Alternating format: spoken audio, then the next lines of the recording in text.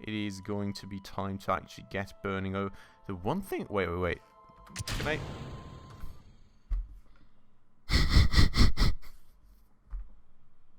Okay.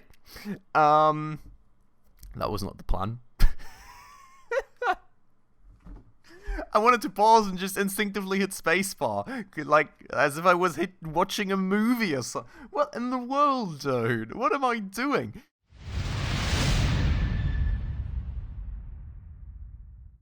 Alright everyone, hello and welcome back to another episode of Kerbal Space Program, where today we are going to work on actually finally getting our Kerbalnauts back home onto the surface of Kerbin then.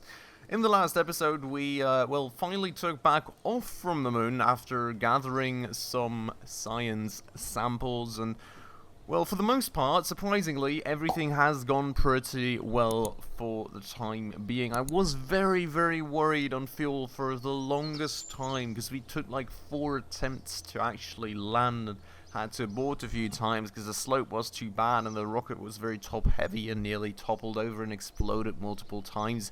But in the end, somehow this all seems to have worked out. So let's go and actually get ourselves up into the space of Kerbin here, and into space of Kerbin, into, you know what I mean, right?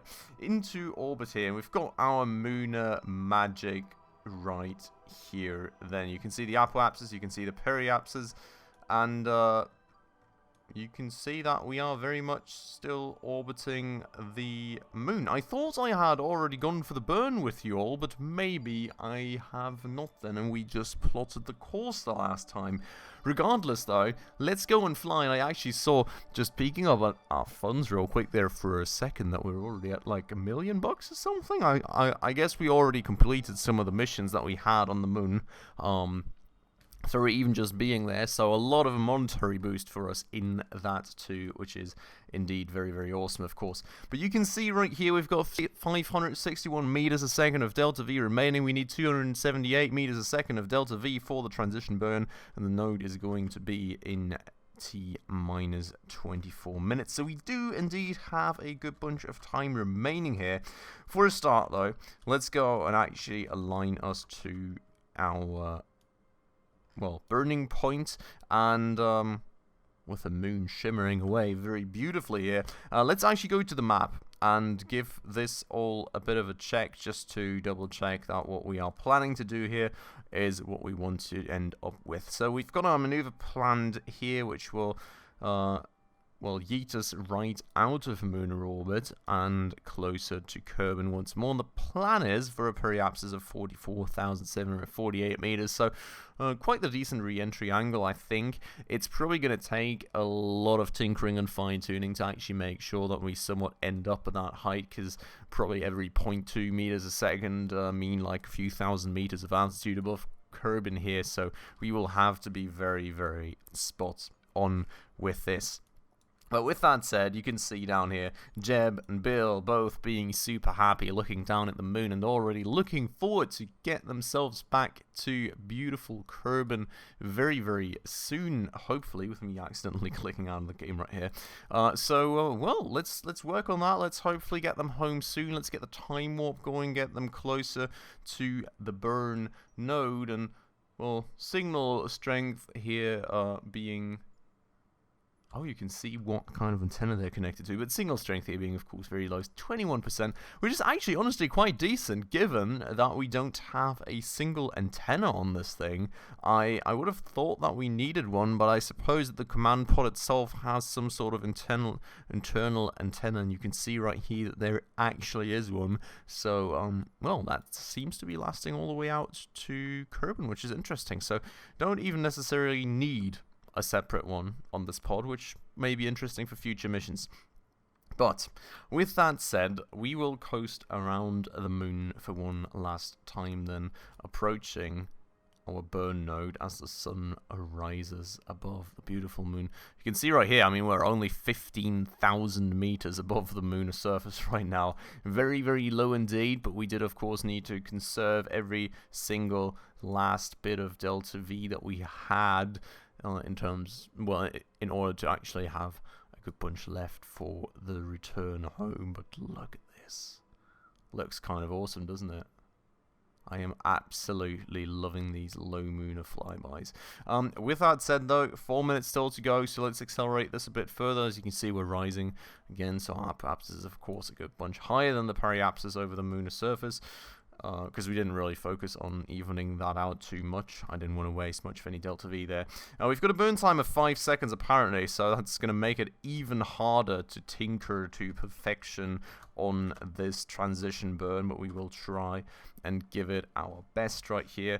Not fat finger too many buttons or anything, because if we do, that may actually mean that I will have to load back to the old well, quick save and actually try this again, but hopefully, fingers crossed, that's going to be fine.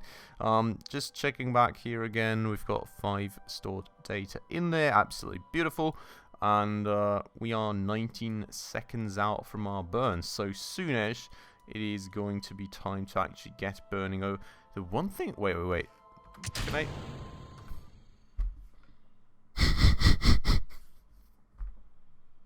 Okay, that was not the plan.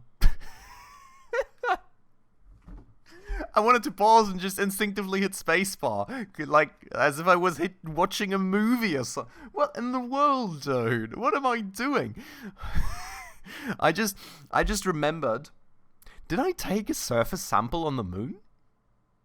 I think I did, right? I'm pretty sure I actually did. But somehow I was like, did I take it? Did I take it? Let me pause. Let me check. And I hit spacebar. As if I was watching him. Okay, we're going to have to load one quick save, I suppose. Unfortunately. Now, which one is it going to be is the good question right here. Persistent. I suppose this one here? Day 51. Is it that? Because, like, all these quick saves, these quick saves are confusing me. Because why do I have less money here than I do there? And, even less money there. We've got quick save 14, 15. Yeah, I suppose that somewhere here is where we last left off. We've got 0 hours, 57 minutes. We've got... Okay, we're going to load that one. I think that's going to be fine. Sorry for that little incident right there. I hope that's going to make for a nice and fun highlight for you all at the start of the episode. What in the world was I thinking? Let's go back to our Moon of Magic, and hopefully everything's going to still be in the same place that we left it. And, well, then we're going to do that whole process again a bit faster this time around. You can see we're still nicely orbiting the moon. We're still nicely not aligned to this thing. So let's fix that. Let's go for a nice and somewhat quick time warp around the moon towards our node. I actually want to see how low we drop here. Yeah, so that was pretty much the lowest point we saw ourselves at, 14,000 and something meters. And as we are approaching here, let's slow this thing down and actually get ready for the burn once more. What a mess! What a mess! Don't accidentally press spacebar in this game. It is going to mess you up badly, and I'll try and quick save every now and again for these random weird instances. If you do things like me, you know, not implying that, I think that was a very special snowflake moment right there.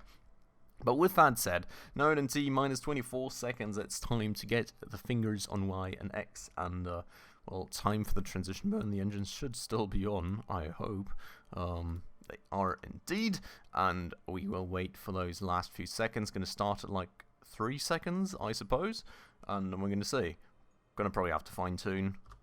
Let's get going here. We are going to shut off the engines. And we're going to go and fine-tune till we're spot on our target, hopefully. Okay, 0.4 meters a second off. Let's see where that gets us. I cannot see my current periapsis because it's kind of obstructed by that one. Now, how do I get rid of my maneuver? Because usually I do that down in the bottom left corner. Cannot auto warp, so this window has this window changed? Oh no, there we go, maneuver mode. So, maneuver 1, let's get rid of this thing for a quick second and see. Our current periapsis, wow, 49,899 meters. We're pretty much spot on, just however much we wanted it. And, well, I suppose once we get closer to Kerbin, we can just use our remaining fuel to kind of shed off as much speed as possible, because I'm kind of worried we're going to be coming in very fast and hot and toasty once we approach Kerbin. So, that's probably going to be one interesting adventure, and we're going to have to see. Hopefully our heat shield here will hold up just fine and we're not going to incur any issues. But with that said then, let's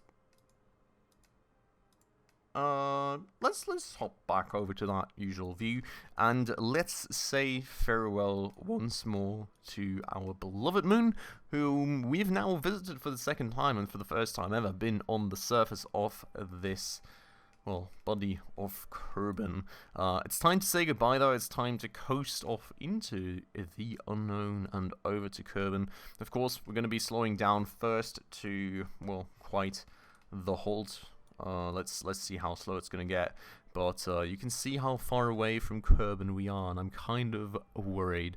I think we will probably be coming in at like a toasty 3,000–4,000 meters a second. And we won't be able to shed much of that speed, just given that we've got 283 meters a second of delta V remaining. So it's going to be a very interesting one, I have to say. The one last thing I want to quickly look at, though, while we are still in space, and can easily access these things, no, is not the map. It is our science instrument. So, not sure why I can't even click that one. I mean, I'm sure it's sort of locked because we've already used it, but I should be able to click it still. Regardless, we should probably take that data. We should probably retrieve that data. That's what I was worried about. So let's go and grab Jeb here real quick, who has a full EVA propellant again. I thought we were on an expedition with Jeb, or was it Bill? Anyways, let's let go, and I still don't know how to turn the lights on, to be honest. There is a button to turn on the lights of the Kerbalnauts, I'm sure of it, but I'm not sure what it is. So we're going to just kind of fly around this thing here and actually make sure to now pick up all the data from all the instruments and actually store it into our experiments can, because I don't want to risk these things blowing up on re-entry, and well, hopefully that thing's not going to blow up on re-entry, fingers crossed. But we're going to take that data and we're going to go and store it right up in here. Uh-oh. Uh-oh. Can you hold that on yourself? Is that possible, Jeb? Please? He can hold it in his inventory, right? I did not know there was a limit on this. I was never told. Like, I kind of suspected there must be one, right? But, like, the info screen on this thing doesn't tell you any limit. Apparently the limit is 5. That's good to know. So, yeah. Probably want to watch out with that in the future, just so you all know. Wait, can I restore this? I was going to say, okay, only scientists can do that. We're going to check through the other modules regardless, but I suppose and hope that Jeb is just going to have to hold on to this, and hopefully he can, because if he can't, that'll be a disaster.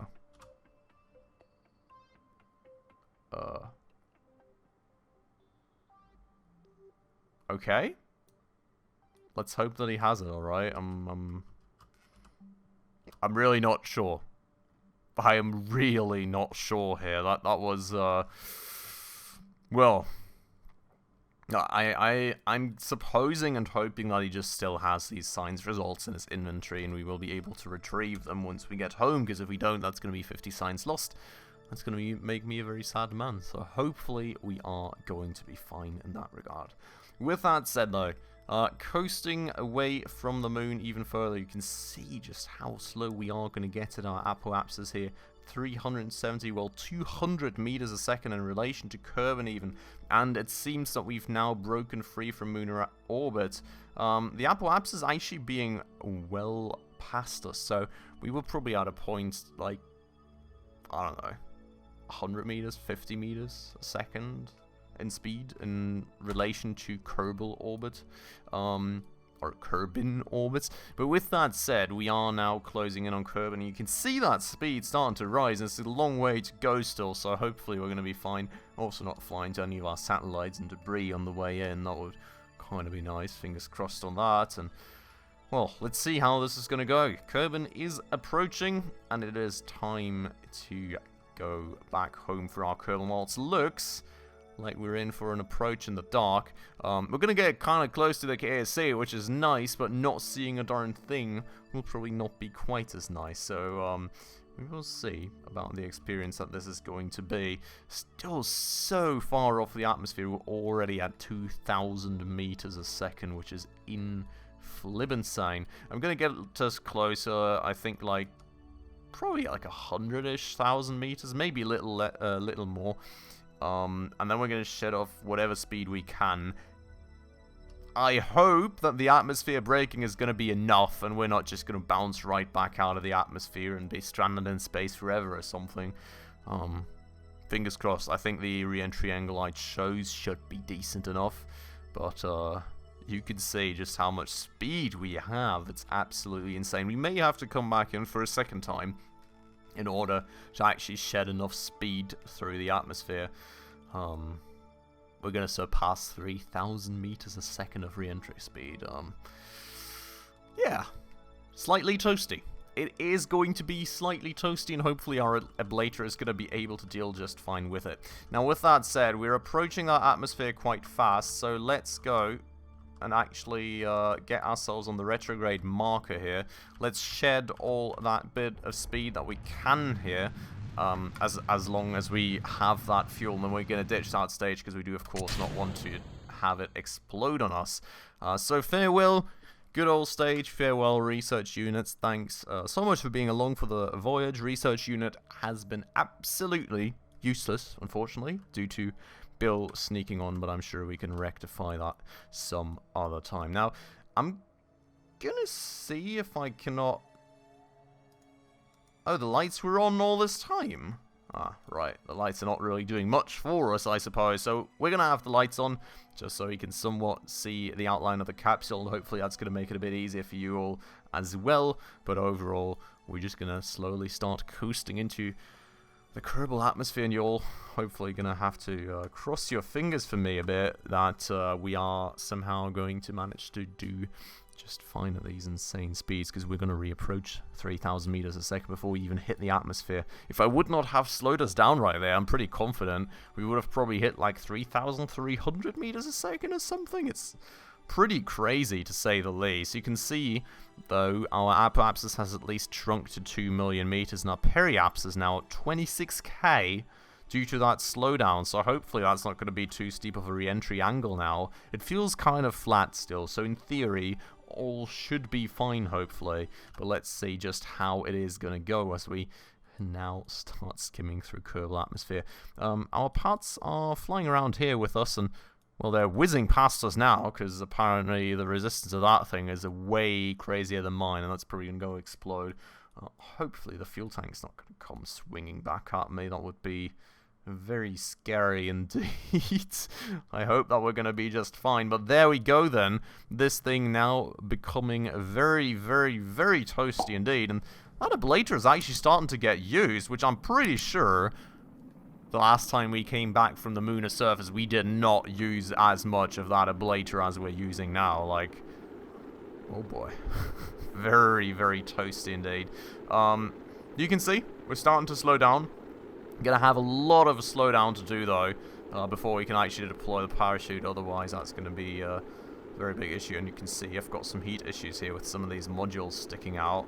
Gonna have to fine-tune that a bit every now and again, and hopefully somehow keep these modules out of the heat. Oh boy, no, please don't explode. No, no, no, no, no, no, no, no, no, no, no, no. Oh god, this is a lot of fine-tuning required, and I think it may be too much fine-tuning required. Like, oh boy, this is very, oh, you see the heat indicators I'm playing with, right? This is not fun. This is not fun at all. We're at 31,000 meters still, going 2,000 meters a second, and, well, while we're slowing down, there's going to be a lot of slowdown time still to come, and I'm just, like, micro-managing the heat and all these parts right now, somehow trying to not make everything around me explode. We seem to be approaching the lowest part in our periapsis because we're not really losing much of any altitude anymore. At least the heat seems to be more under control now. We've used so much of that ablator though compared to the last moon emissions. We were so much faster than usual. And I guess the re-entry angle was also a lot steeper, but we've made it through. Honestly, I was getting worried there for a second with all those heat indicators popping up that things might start to explode all around the capsule and damage the capsule and ultimately kill us or something, but, well, we've somehow made it. We've not bounced off of the atmosphere. We've got a lot of ablator remaining still, which is also beautiful. And, well, we seem to now slowly but surely be coasting down to the Kerbal surface. We do have the option here to jettison the heat shields, should we so desire, but I'm thinking we'll keep it on, because I'm supposing that through recovery of this thing, we can probably just get a bit more money back. So, yeah, we'll just do that. I'm going to deploy the parachute as well to already get a bit of drag out of it, and, well, then probably can also turn off the SAS because the parachute is going to guide us in terms of the re-entry, well, re-approach to the surface sort of angle. So, last part now. Hopefully nothing rips off when the parachute opens. Or, well, hopefully the parachute doesn't rip off. That's probably the most important point of all of them. But other than that, we seem to have made it through just fine. Didn't hear any explosions around me, surprisingly. Would have thought that the fuel tank and everything else would have probably gone up in flames, but maybe that somehow survived the heat. I don't know. I've not really paid too much attention to that because I was so busy just micromanaging the alignment of the capsule to well, move one thing into heat and another out of heat and rinse and repeat the same. Like, these batteries here are just sticking out a bit too much. These up here I think it's not an issue, but, well, these there nearly exploded on me. That said, parachute opening, nice and slowly, absolutely beautiful, and it seems we're good. It seems we're fine, and we're coming back from our first landing ever on the lunar surface. Absolutely beautiful. Really like, by the way, that these parachutes are gradually deploying. In the early, like in the very early versions of the game, they would just instantly deploy and sometimes just rip off all the things due to that. That's now a lot more gradual, and that does really help. But let's wait for the splashdown here real quick. Boom. And well, with this thing now looking like a boy, let's recover it before it topples over and everybody inside of it goes and drowns. And, well, that is that for this first episode, no, first mission to the lunar surface. Should be a ton of science. The one thing, yes, God, that's a good bunch of a relief, honestly. The atmospheric pressure scan is still in Jeb's inventory. We did manage to recover that. Material study, well, also still have that. That was the thing that we didn't manage to reset, because we did, of course, not have a science. We did not have a scientist, rather, and apparently we did that pressure scan twice, and it was already stored in there once. Interesting. Regardless, we have earned 271 points of signs, and we've got now 413 of them, which is awesome. Got a bunch of money back. See, we get money back from the heat shield too, so, well, it's 192 bucks, so it's honestly probably not that worth it, but money's money. We're up to 1.5 million now, which is insane. We were just at 1 mil when we started this episode, so that's great. We got some XP both for Jeb and Bill. Bill advanced to level 1, which is beautiful. well, would have kind of preferred Advanced Bob to level 1, but it is what it is now, and, well, good bunch of reputation gained from that, too.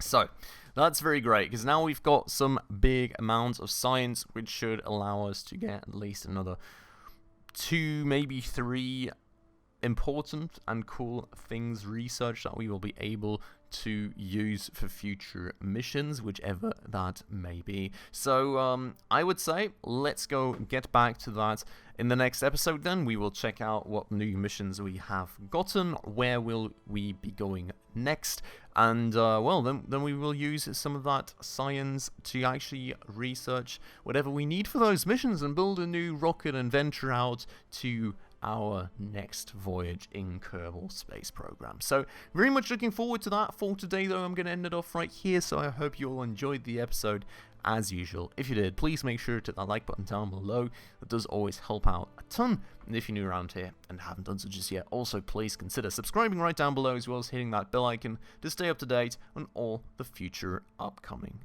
episodes. But with all that out of the way, as usual everybody, thanks so much for watching, and I hope I'll catch you in the next one very, very soon. Ciao.